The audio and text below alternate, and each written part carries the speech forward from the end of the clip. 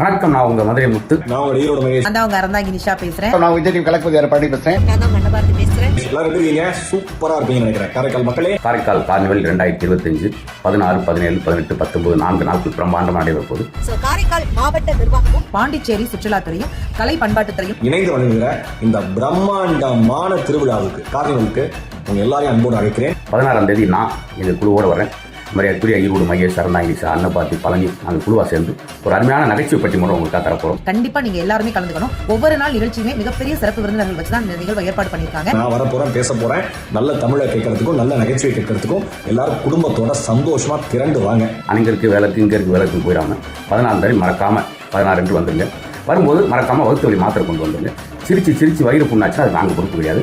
5, 5, 10 காரைக்கால்னாலே கெத்து நிரூபிப்போம். நன்றி, வணக்கம்.